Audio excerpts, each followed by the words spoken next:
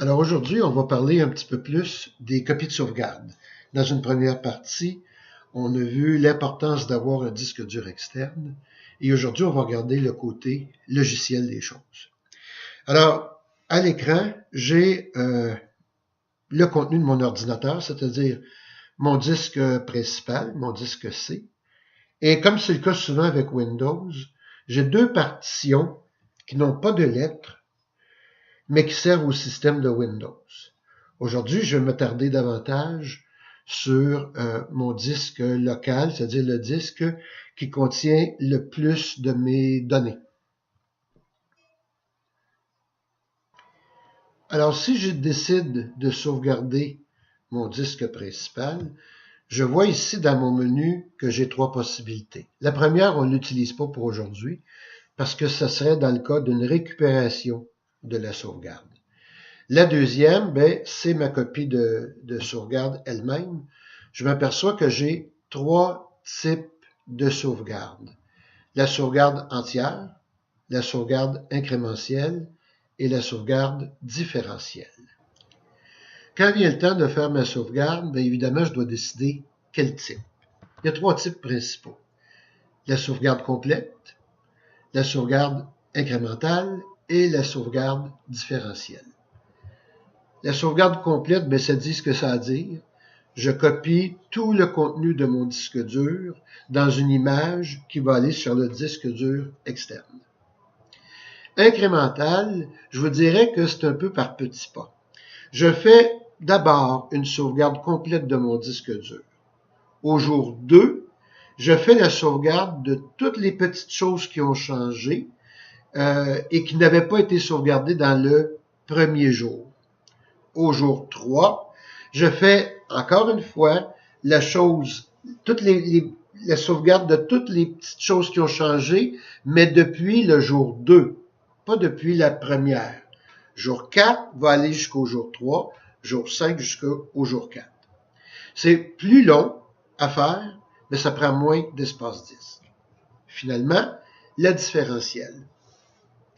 Le premier backup est une sauvegarde complète.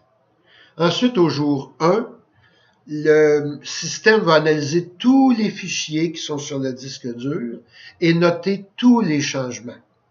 Le jour 3, il va encore référer à la première sauvegarde. Il va noter tous les fichiers, tous les changements. Si j'arrive au jour 10 et que j'ai besoin d'une restauration, je prends ma première sauvegarde et la dernière image, c'est-à-dire celle du jour 10. Contrairement à l'incrémental, je n'ai pas besoin de faire première sauvegarde, plus jour 1, plus jour 2, plus jour 3, plus jour 4. Évidemment, ça c'est pour quelqu'un qui le fait à tous les jours. Moi, je le fais une fois par semaine. Alors, pour ma part, j'aime bien incrémental. Finalement, je dois décider quel type de sauvegarde je fais. Pour aujourd'hui, pour terminer aujourd'hui, on va regarder la partition du disque complet ou des partitions. Alors, si je clique dessus, j'obtiens cette image-ci où j'ai mon disque complet avec Windows, mes vidéos, mes documents, mes images. Et j'ai deux petites partitions qui sont des fichiers système utilisés par Windows. Si je clique pour tout sauvegarder, ça m'oblige, mon logiciel à moi va m'obliger à faire une copie secteur par secteur. Plus long, ça prend plus de temps. C'est un peu pour ça que j'ai décidé de sauvegarder les trois parties séparément. J'ai mon disque C et j'ai mes deux partitions système ici. Et dans un cas d'une récupération, je pourrais tout ramener à la condition première. Maintenant, lorsque je fais ma sauvegarde de mon disque principal, j'ai des options de sauvegarde. Est-ce que je veux le protéger avec un mot de passe? Est-ce que je veux avoir une meilleure ou une moins bonne compression du système? Est-ce que je veux obtenir un avertissement par courriel que la sauvegarde est terminée? Je peux insérer des commandes sur mesure. Pour ceux qui désirent avoir leur donner sur un site externe. Je pourrais ici le programmer. Et est-ce que je veux exclure certains fichiers de la sauvegarde? On reviendra peut-être éventuellement sur ces choses-là. Je donne le répertoire dans lequel la sauvegarde sera déposée. Je donne son nom.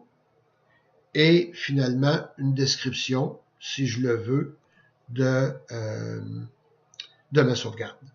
Alors voilà, il me resterait à faire procéder et faire la sauvegarde. Ce sera tout pour aujourd'hui.